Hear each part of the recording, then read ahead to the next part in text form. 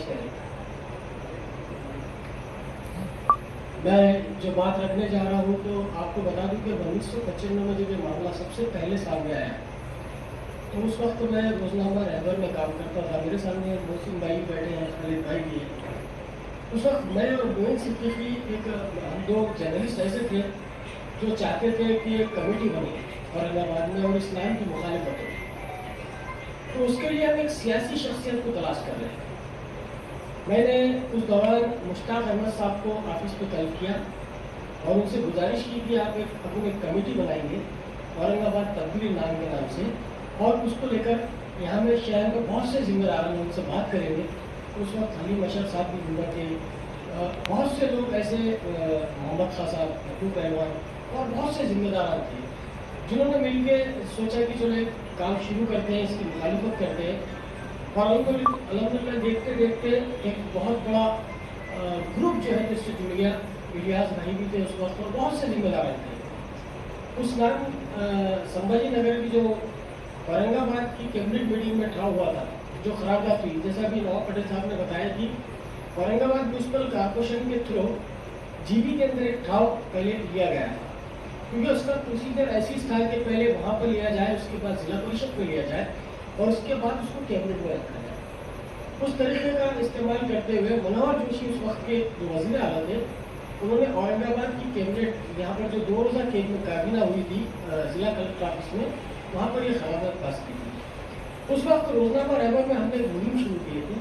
हम हर कारपोरेटर को फ़ोन करते थे और पूछते थे अगर नाम तब्दील होगा तो आप डिज़ाइन देंगे।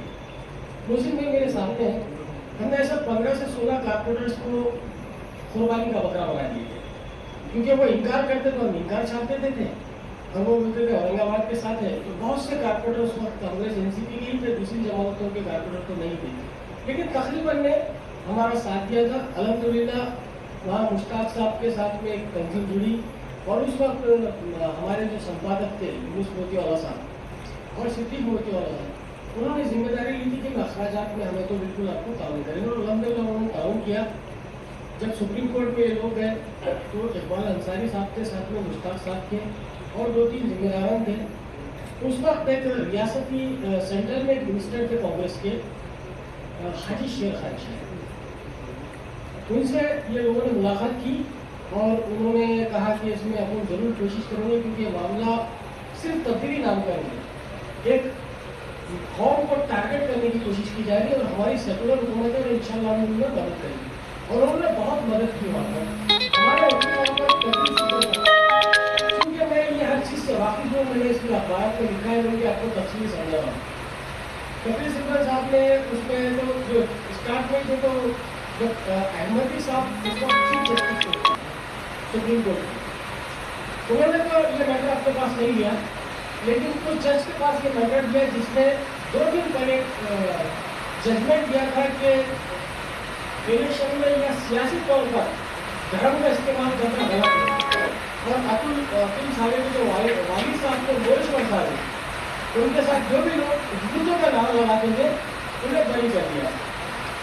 उस जज के पास जाने के बाद ये शायद दुआओं का असर था या अल्लाह का करम था या और लोगों की मोहब्बत थी कि मुश्ताक साहब को नहीं करते औरंगाबाद को कामयाब नहीं, उसका सहरा बोलूँ मुश्ताक साहब ने हमको सर लिया।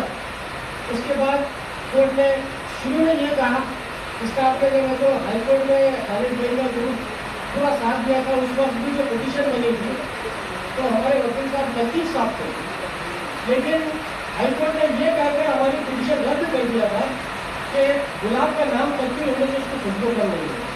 मुझे एक बात इसलिए याद है क्योंकि मैं तो पूरी तरह उसके अंदर साफ था। बाद में सुप्रीम कोर्ट में पहले ही जजमेंट में कहा गया कि आपकी हुकूमत को कोई काम नहीं है, क्या शहरों के नाम तब्दील करने से तारीफ मिल जाती है। भाई उन्होंने एसटे दिया और बाद में वो एसटे 8 दिन के लिए था, उसके बाद वो एसटे कंटिन्यू हो गया। हुआ है कि जब बिलासपुर देशमुख साहब की हुकूमत आई इख्तियार में और राजेंद्र जाड़ा साहब वजीर थे, कुछ लोगों ने यहाँ तक बहाली लोगों ने उनकी पेंशन की हिस्ट्री अकेडमी और बहुत से ग्रुपों में जाके कुछ बुनियादी देशों से बिलासपुर देशमुख साहब से शायद खाने की उन्होंने मुलाकात की थी और उन्होंने कहा था कि ये तो एक तजवीज़ काबिल में मौजूद हुई है, इसे क्यों ना वापस लिया जाए। बिलासपुर के इसमें बहुत सैकड़ों आदमी थे, उन्होंने 12 उसको वापस किया। राजेंद्र नगर साहब ने उसमें रिक्वेस्ट की एक में, और वो शहादत वापस की तो हमारे जो सुप्रीम कोर्ट में हो गया था वो ऑटोमेटिकली बेमानी हो गया। और बाद में शायद गवर्नमेंट ने उसके अंदर की जरूरी काफी। सबसे पहले तो मैं आपने जो मेरे लिए लफ्ज़ कहे उसके लिए शुक्रिया देता हूँ आपको। कुछ बातें थी जो जहन में आई, वैसे ये मंच मेरे लिए नहीं है, मैं तो सामने ही बैठ के सुन रहा था, लेकिन कुछ बातें ये देखने में आई हैं, जैसे अभी हम सब काफ़ी दिनों से मिलना हो रहा है, खालिद भाई से हो रहा है, इलियास भाई से हो रहा है, भाई से हो रहा है, तो इसमें ये देखने को आया है कि कुछ जल्दबाजी भी हो रही और कुछ गलत बयानी का भी एक अंदेशा है। मैं कुछ बातें रखना चाहूंगा, शायद आप लोग कई लोग उससे वाकिफ होंगे, लेकिन अगर कोई नहीं होंगे तो शायद मुझे लगता है कि उस पहलू पर भी रोशनी डालने की जरूरत है। इस मौजू को बहुत केयरफुली हैंडल करने की जरूरत है। जैसे अभी थोड़ी देर पहले हमारे वकील भाई ने महाराष्ट्र रेवेन्यू एक्ट 4 का जो जिक्र किया, तो पिछली बार 96 में जब ये आया था तो उसी रेवेन्यू एक्ट के तहत ये लोग लेके आए थे, लेकिन इस बार 2020 में जो मीटिंग हुई उसमें इन्होंने कुछ मुद्दे बदल दिए। हमने दोनों को स्टडी किया है थोड़ा सा। सेंट्रल गवर्नमेंट की जो गाइडलाइंस है उसका पूरी तरीके से उल्लंघन किया है। किसी शहर का अगर नाम बदलना हो तो उसकी सेंट्रल गवर्नमेंट की कुछ गाइडलाइंस है तो उसके मुताबिक ही बदला जा सकता है, ऐसे नहीं बदला जा सकता। उसका पूरी तरीके से उल्लंघन इस मामले में हुआ है। कॉर्पोरेशन की तरफ से सभी उखला हजरात को मैं इस तरफ भी उनकी मैं तवज्जो करना चाहूँगा कि आप लोगों के पास जब भी कोई केस आए तो ये बात का भी ख्याल रखें कि उस पॉइंट के ऊपर भी हमको एक पिन करना चाहिए। दूसरी चीज़ जो है, ये इस वक्त जो मुल्क के हालात चल रहे हैं, क्योंकि लोग तो सियासत में देखते हैं ये चीज़ें, तो बहुत ज़्यादा कम्युनलाइज हर चीज़ को फेसबुक और व्हाट्सएप के जरिए कर दिया गया है। ऐसी कोई बयान किसी की तरफ से या सोशल मीडिया पे या ऐसा कुछ ना आए कि जिससे कहीं ना कहीं इस मुद्दे को कम्युनलाइज करने का मौका सैफरन ग्रुप्स को या राइट विंग ग्रुप्स को मिल जाए। क्योंकि 100 लोग अच्छा काम करेंगे, लेकिन एक जो इंसान अगर कुछ गलत करता है मुस्लिम आइडेंटिटी के साथ या नाम के साथ, तो उसको ज्यादा पिक करके मीडिया दिखाती है और पूरी कम्युनिटी को कहीं ना कहीं बदनाम करती है। जैसे ये मुद्दे के अंदर आप सबको पता है कि मैंने रिजाइन किया, मुस्लिम भाई ने रिजाइन किया, हमारे ब्लॉक अध्यक्ष हमीद भाई ने रिजाइन किया और हमारे पार्टी के कई पोस्ट लीडर्स ने रिजाइन किया। लेकिन इसके बावजूद जो भी अभी खालिद भाई हैं और साथ आपको नहीं अपन गए थे वहाँ, हाँ डॉक्टर साहब थे, विनय साहब थे, तो हम लोग जब गए तो कई हिंदू भाइयों ने हमको इसके अंदर कुछ जो भी एविडेंसेस या जो मटेरियल था वो फराहम किया। कहने का उसका मतलब ये है कि हमको अपने जो नॉन मुस्लिम भाई उनको साथ लेके ये लड़ाई लड़नी है। इसके अंदर कहीं भी इस तरीके से डिस्कशन शुरू ना हो कि वो जाके एक तरीके से कम्युनल एंगल पे एंड अप कर जाए। और जैसे अभी हमारे कुछ वकील हजरात ने कहा कि इसको बहुत सोच समझ के एक मैच्योरिटी डालने की जरूरत है। जैसे अभी कुछ दिन पहले एक पिटीशन हुई थी तो कोर्ट ने यही कहा कि आप बहुत प्री मैच्योर स्टेज पे आ गए, तो वो पिटीशन हमारे जो पिटिशनर थे उनको वापस लेनी पड़ी। तो ये कहीं ना कहीं मुझे लगता है कि हमारे आप में नेगेटिव ये काम गया।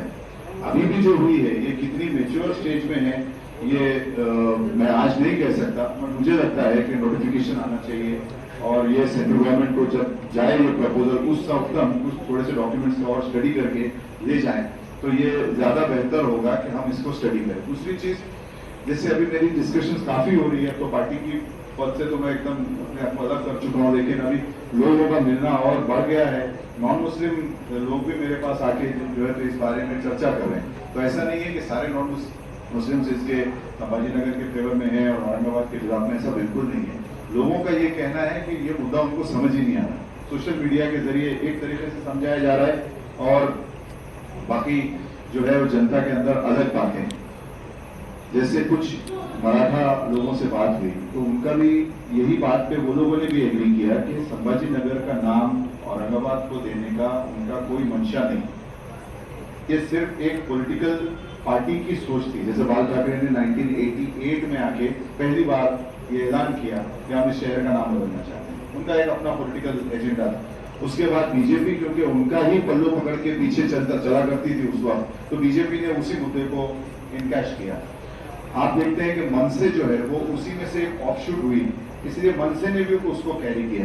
लेकिन इस शहर के अंदर कभी भी, आज कई लगभग 400 साल होते हैं, किसी भी हिंदू ग्रुप ने ये बात नहीं की, हमारे किसी तंजीम ने, कि इस शहर का नाम बदला जाए। यहाँ तक कि आप संभाजी ब्रिगेड की बात करें, मराठा सेवा संघ की बात करें, उनके भी कई अहदेदार मेरे दोस्त हैं, जान पहचान में, उनका भी कहना है कि हमारा बिल्कुल भी इसमें समर्थन नहीं है। उनका ये कहना है कि संभाजी महाराज का जो कत्ल किया गया और उनकी जो समाधि है वो सब पूना के पास है। उनको जो कत्ल करने का मुकाम है वो तुलापुर बताया जाता है।